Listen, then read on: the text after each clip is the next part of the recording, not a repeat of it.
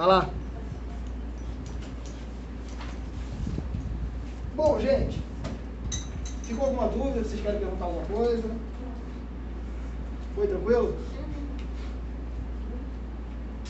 Bom, a gente viu então colonização espanhola na América, a gente viu colonização inglesa, tá? E aí agora a gente vai chegar para o modelo brasileiro, tá? Para o modelo, desculpa, brasileiro não, o modelo português de colonização, tá? Deixa eu apagar aqui também que hoje já deu. Abram aí então a apostila, beleza? Página 16, né? Começa o capítulo. E na página 17 aqui a gente já tem o desenvolvimento, né, do capítulo. E preste atenção já nesse mapa que tem aqui na página 17, beleza? Aqui está muito melhor desenhado, aqui está muito melhor explicado, né? E aí vocês já têm uma ideia do tamanho do Império Português, onde está mostrando aqui uma representação da Rota da Pimenta. Então vamos lá. Por que Rota da Pimenta? Lembram-se? Especiarias. Qual a importância da pimenta? Ela muda o paladar, né? Quando você bota pimenta na comida, ela não modifica o paladar, não modifica o gosto da comida e o cheiro? Tá, beleza. Qual a importância, professor, nesse momento? Não existia geladeira, não existiam conservantes. Então, qualquer coisa que mudasse o paladar de comidas que já estavam já em estado de putrefação, tá? Eram caros. Eram artigos de luxo. Não é o cara da classe média que comprava não, tá? Era artigo de luxo. Você naquela época ali, no século XV, século XVI, você ter açúcar na sua mesa, você ter, enfim, até sal, né? E outras especiarias, era artigo de luxo. Não era para qualquer um. Ou seja, se é artigo de luxo, é barato ou caro? É caro. Beleza? Aí. Ah, tá bom. E aí, vamos lá, gente. Aqui nós temos a ideia do tamanho do Império Português. É assustador a gente pensar isso, né? Portugal hoje, né, na verdade, na última década, nos últimos 15 anos, tem dado uma estruturada melhor na sua economia, né? Mas Portugal, durante um bom tempo da história, era só mais um país da Europa, que ficava ali na ponta, né, na Península Ibérica. Mas se a gente for parar para pensar, aqui, ó, no século XVI, caraca, era absurdo o tamanho das posses que Portugal tinha pelo mundo. Era realmente um império ultramarino. A sede fica na Europa, domínios ao longo de toda a costa africana, exceto no norte da África. Aí depois colônias, né, e territórios ao sul da Ásia, né, passando pela região da Índia, uma parte ali do Oriente Médio, chegando até a Oceania e a ponta da América do Sul. Ou seja, gente, Portugal tinha, né, domínios e uma economia muito forte nesse momento. Ao longo da história, ao longo dos séculos, cada vez mais Portugal acabou perdendo espaço, principalmente para a Inglaterra, né? Não é à toa que a Inglaterra ela ficou como a grande potência, né, mundial durante 3 séculos, mais ou menos, né? Até meados do século XX, quando os Estados Unidos desponta como um grande, como é que eu vou falar? Um grande poderio, né, militar e poderio econômico, que a China está aí seguindo mais ou menos perto, né? Para entender a colonização do Brasil, é preciso pensar em Portugal como um grande império colonial, do qual fez parte o Brasil, assim como terras na África e na Ásia. As decisões políticas e econômicas para a administração desse vasto império colonial pelas autoridades portuguesas influenciaram nossa história. O aparente abandono das terras brasileiras pelos portugueses até 1530 está relacionado à não descoberta de grandes riquezas exploráveis em curto prazo, como ouro e prata, em contraste com os imensos lucros gerados pelo comércio das especiarias com as Índias. Assim, do ponto de vista econômico, as riquezas levadas a Portugal nos primeiros anos, após 1500, aí está aqui, né, alguns exemplos, como papagaios, produtos da terra, né, não se comparavam aos lucros provenientes das mercadorias orientais. Então, gente, enquanto os espanhóis, vou botar aqui, ó, Espanha sistematizou a colonização,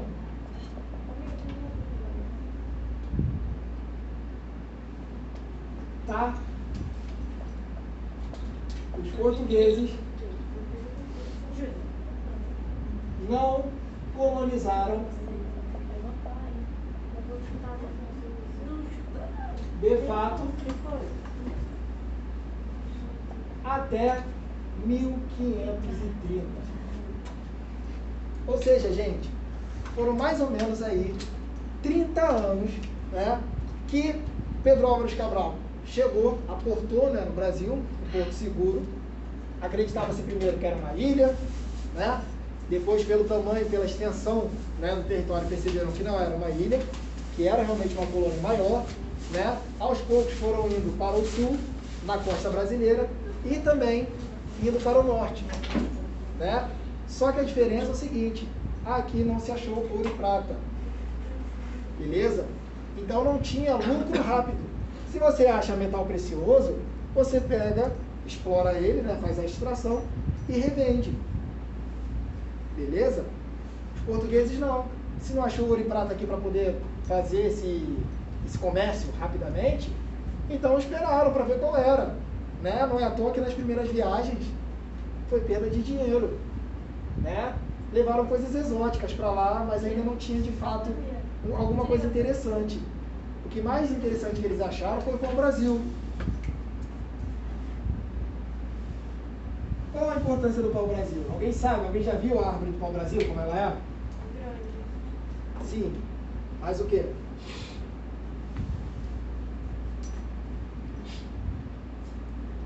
Nada? Peraí.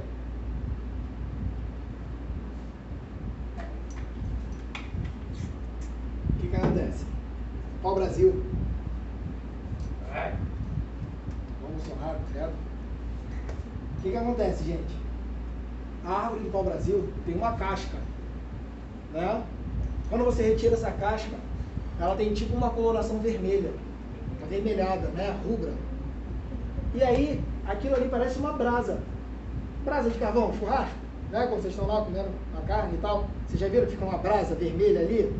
A cor é parecida dessa árvore, por isso que ela tinha esse nome de pau-brasil, né? E aí, essa casca vermelha que você tira da árvore, da parte de... Você tira a casca por fora e a parte de dentro, você utilizava para poder tingir roupas. E um dos comércios, né, mais importantes de tecidos na Europa era da Inglaterra. E a Inglaterra, historicamente, é um parceiro econômico de Portugal. Então, não à toa, né, os portugueses acabavam vendendo para eles essa matéria-prima do pau-brasil e eles utilizavam para poder tingir roupas e tecidos. Beleza? Parte desse pau-brasil também era vendido para os franceses, né? Que eram, como eu vou falar, conhecidos, né, tradicionalmente por uma corte cheia de luxos, né? De cores vibrantes, etc. Então, também era vendido para eles, para os franceses.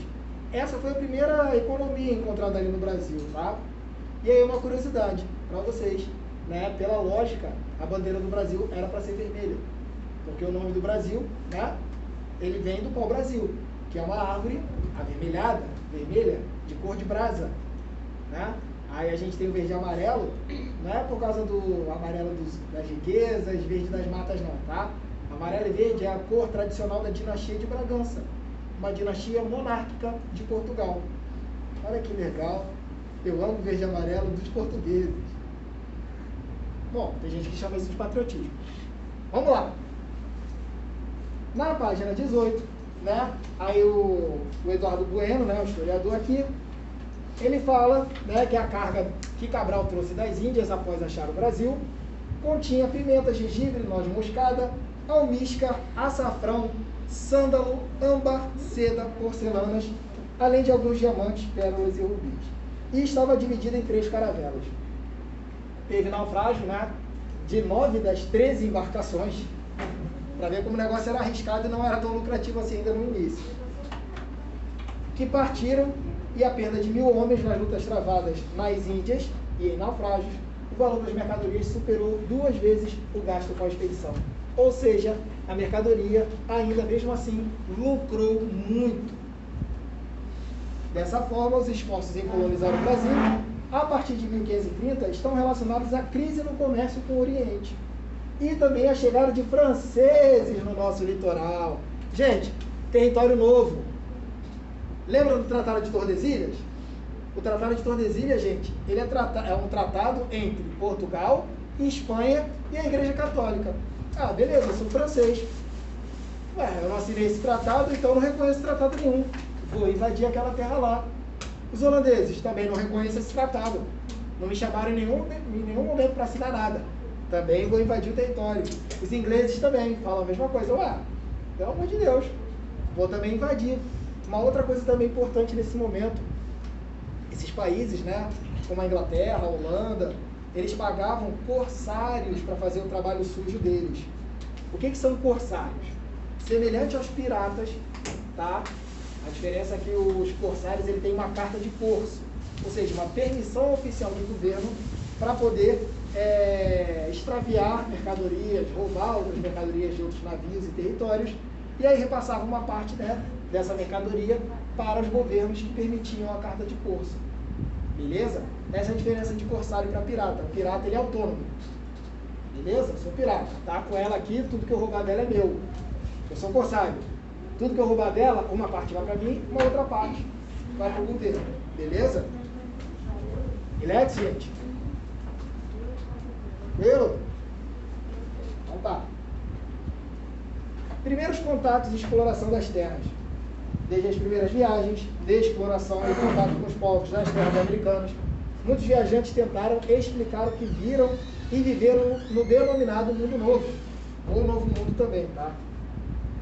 Navegadores, exploradores, colonos religiosos, entre outros, registraram suas experiências em cartas, diários ou correspondências oficiais destinadas à coroa.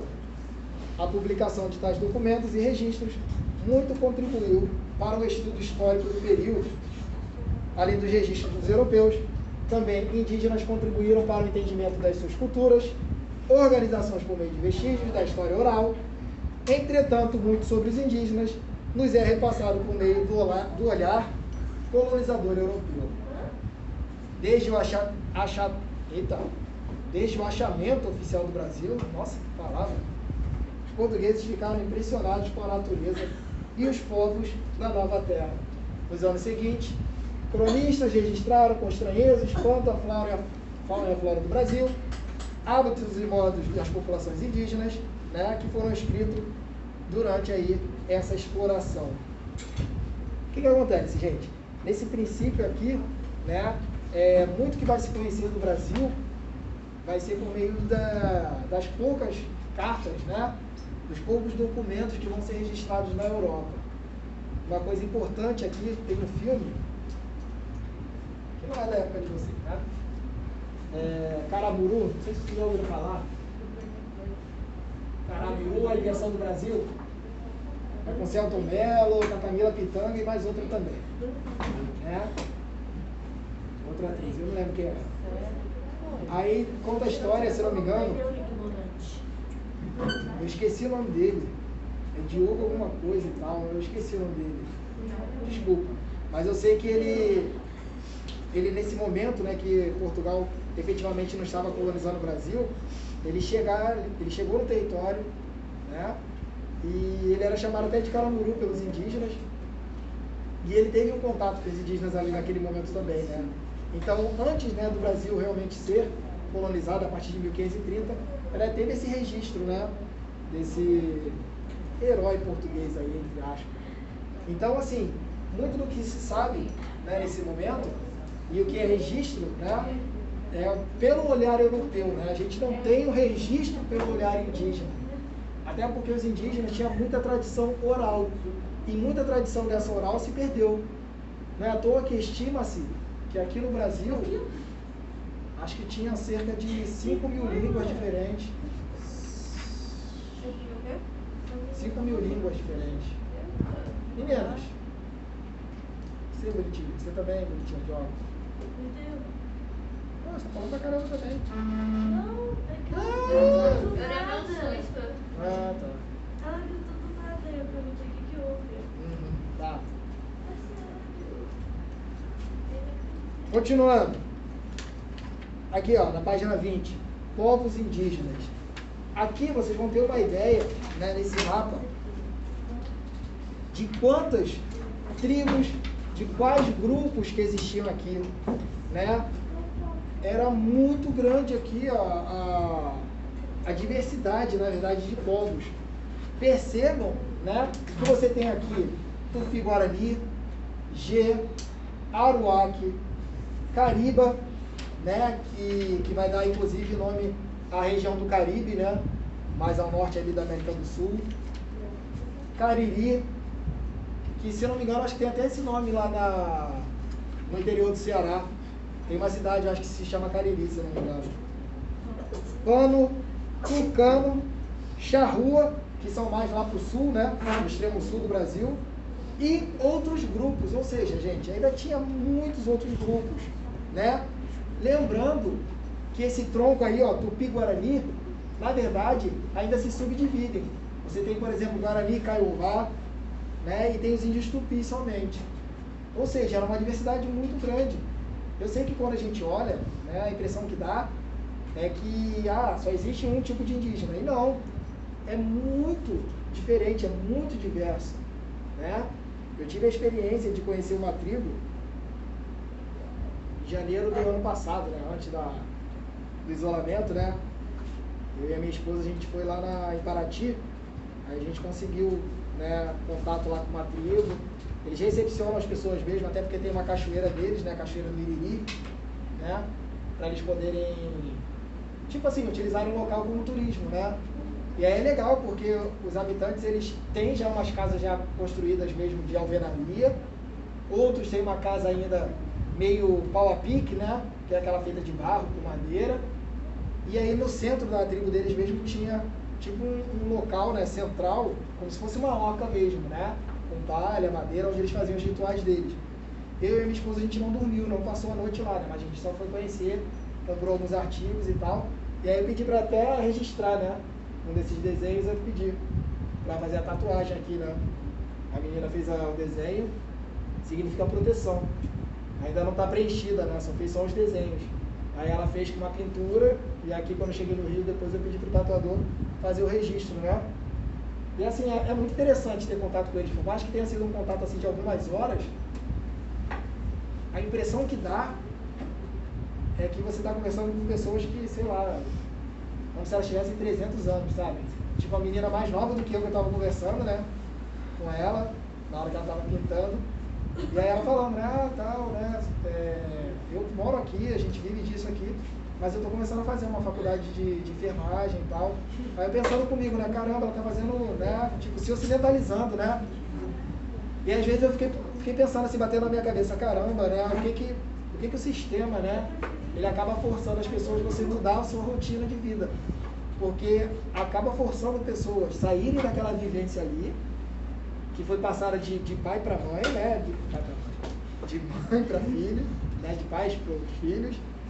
E o sistema tem que forçar ela a sair dali, se formar num local ocidental, né? Ou seja, numa cultura, né, ocidentalizada que a gente vive, né?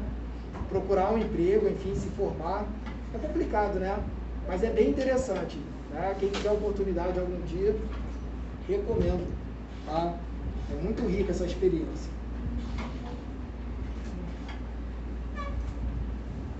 Aí, né, tem aqui lá embaixo, na página 20, na segunda linha, né?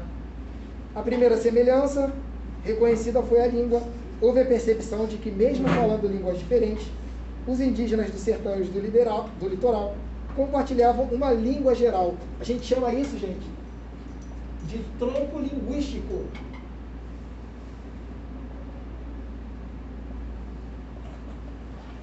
Beleza? O que é um tronco linguístico? Tem uma língua ali mais ou menos em comum, mas, né, habitantes com a mesma cultura, com a mesma vivência, embora, né, sejam um pouco diferentes na cultura, possam falar a mesma língua, ou vice-versa, tá?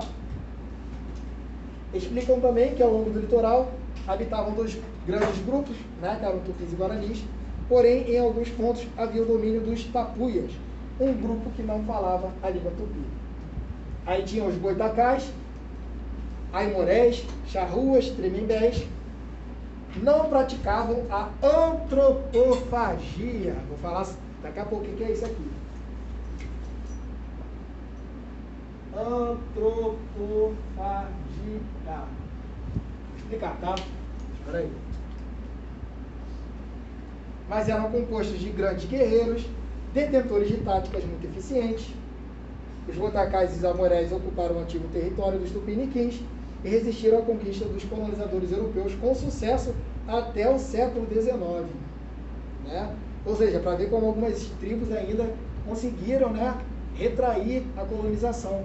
Não é à toa, gente, que as tribos hoje encontradas no Brasil, a maioria delas são encontradas no interior.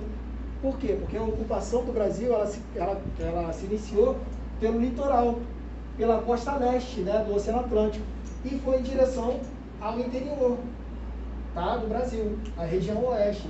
Não é à toa que as maiorias das tribos que a gente conhece atuais ainda, que são maiores e mais organizadas, elas residem mais para o interior do Brasil, né, nas regiões Mato Grosso, Rondônia, Amazonas, Acre, Roraima.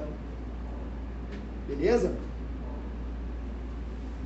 Aí na página seguinte tem os tupinambás, na página 21. Olha que legal. Aí vem a explicação do termo antropofagia. Os tupinambás, vou resumir aqui para vocês, eram seminômades, ou seja, viviam em um local durante um bom tempo e depois acabavam indo para outra região para poder viver, colonizar. Viviam também com a caça, pesca, coleta e a produtividade do solo. Não possuíam propriedade privada, apenas armas e enfeites.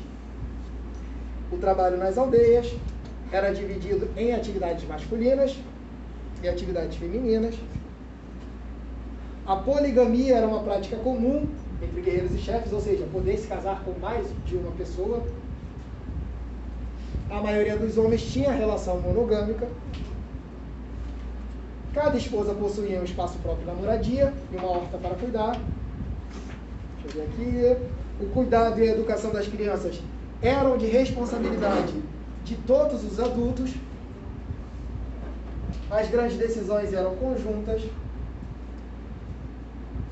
pelos homens em uma assembleia em que os anciãos eram ouvidos até que se chegasse a um consenso. Na ausência de um chefe indígena que fizesse as vezes dos monarcas europeus, as negociações e o contato entre portugueses e indígenas eram sempre iniciadas com troca de presentes. Aí tem uma curiosidade bem bacana. Na página 22, olha que foto legal. Foto não, imagem, né? Pintura.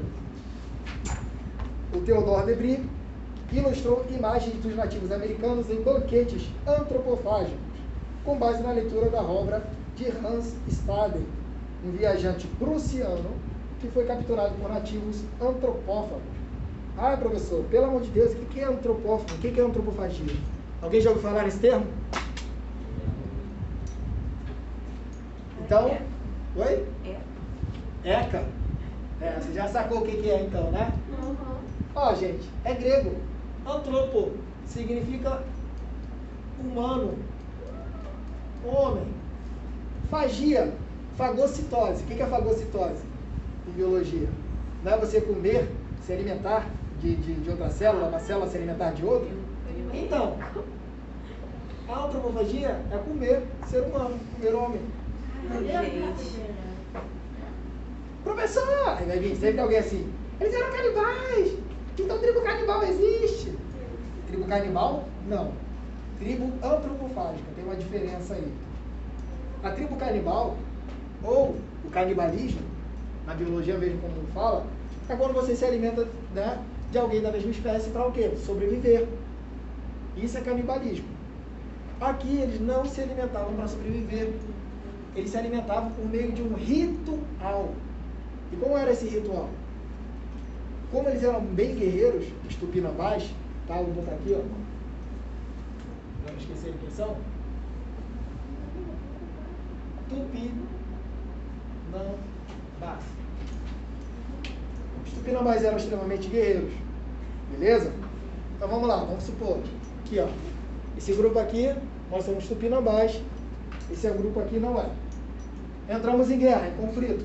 Seja por território, enfim, qualquer tipo de interesse aí que esteja nessa guerra, nesse conflito.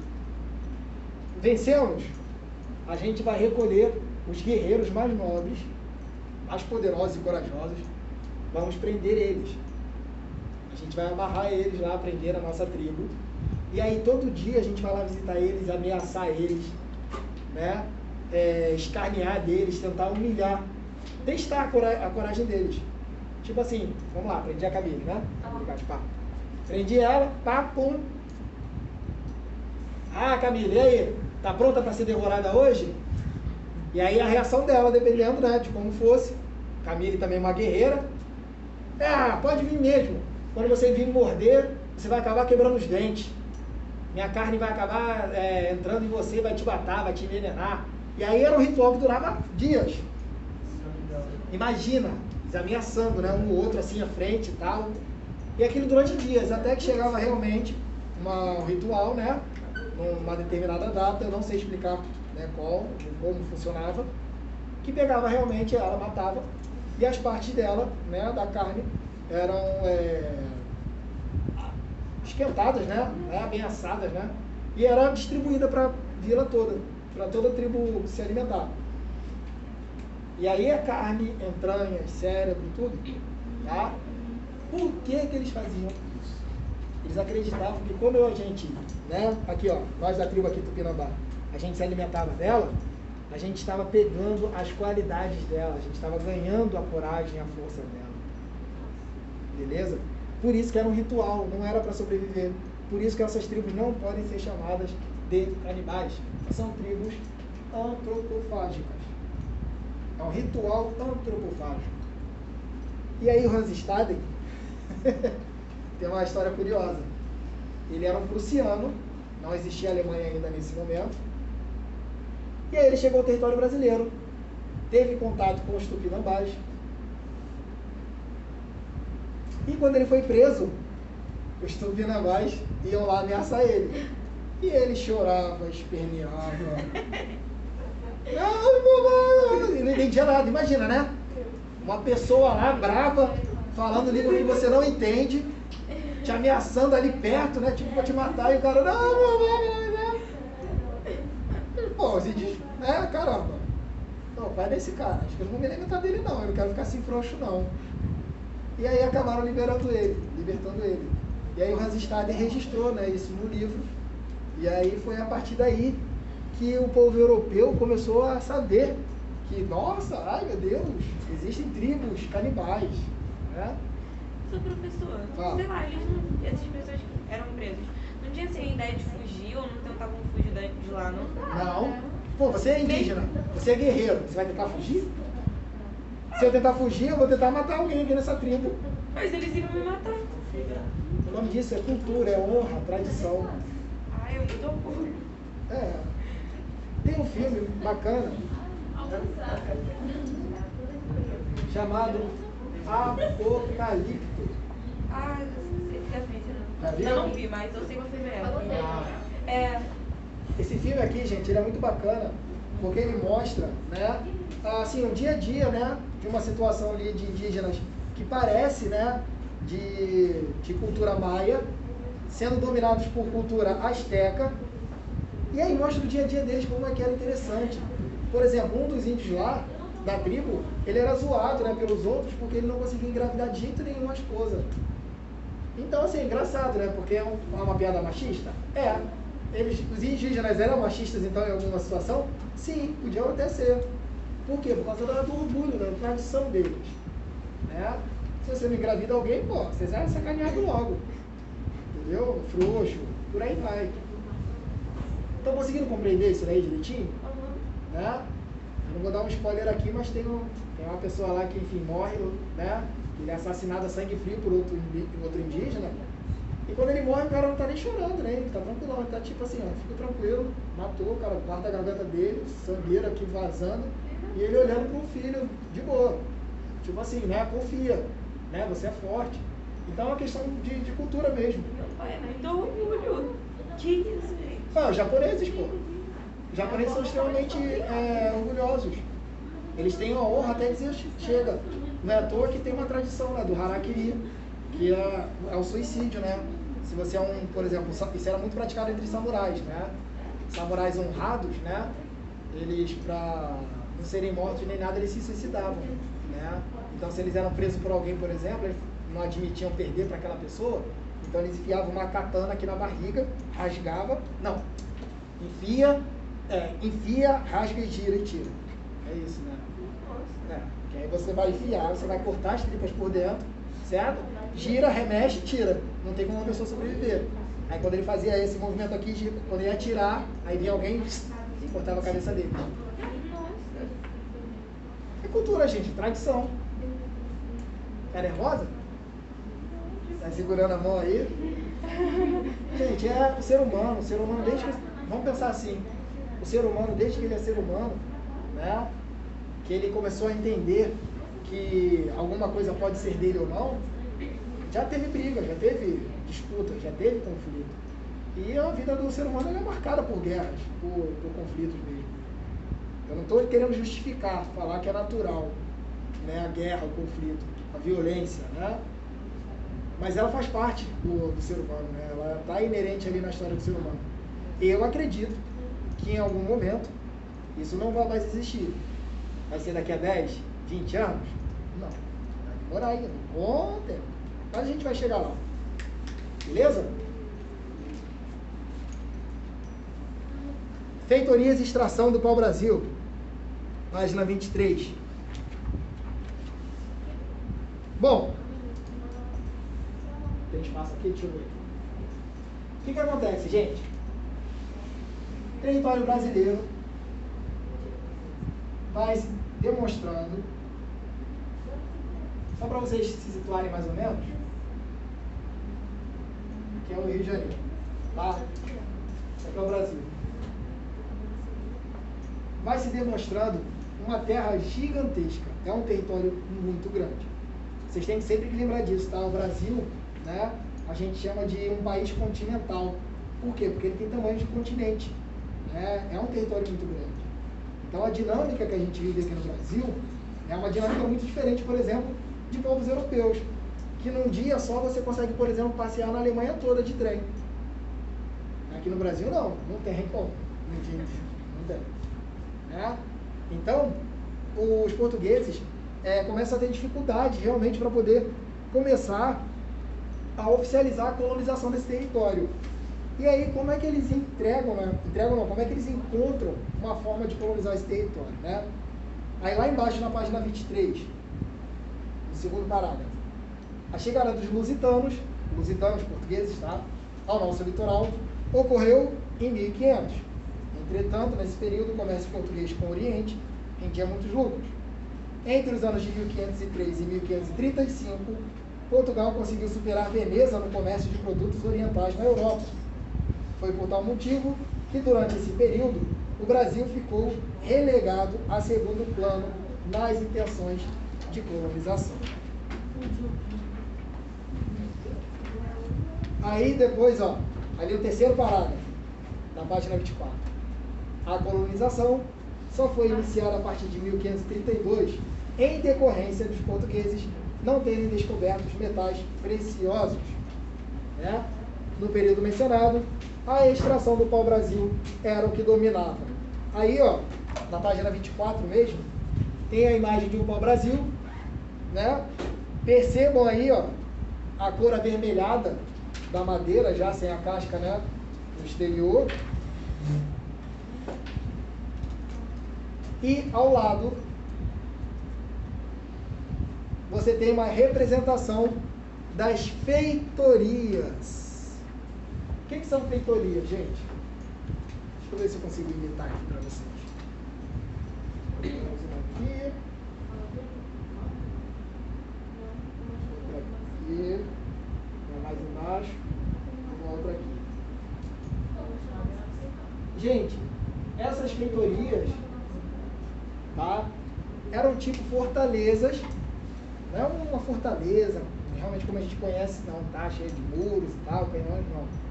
Eram pequenos, né, suportes, na verdade, que ficavam ali com um porto e com um armazém, para que os navios que ali parassem pudessem descer mercadoria e pudessem também colocar mais mercadoria. Beleza? Isso eram feitorias.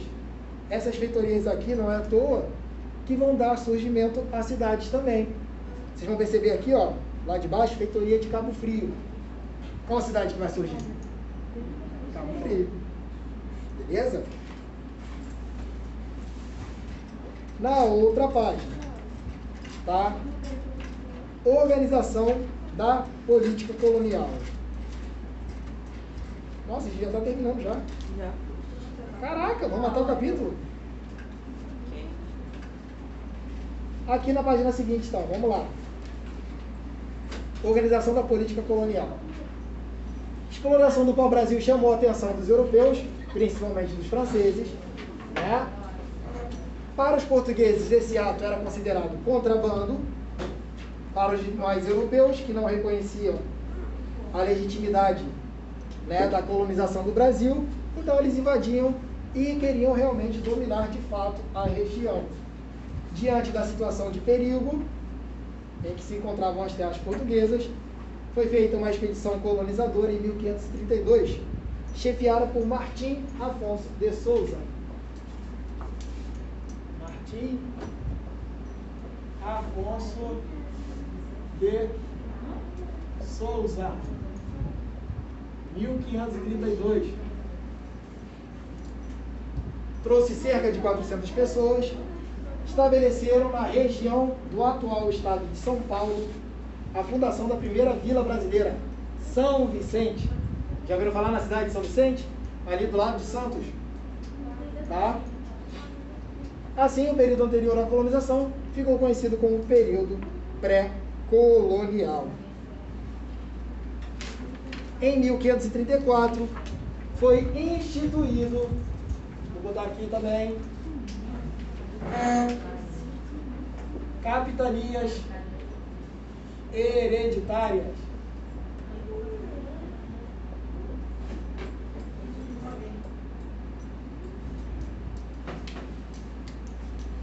Nessas capitanias hereditárias, tá, gente, tinha um capitão que ele era responsável pela colonização do território, em nome da coroa.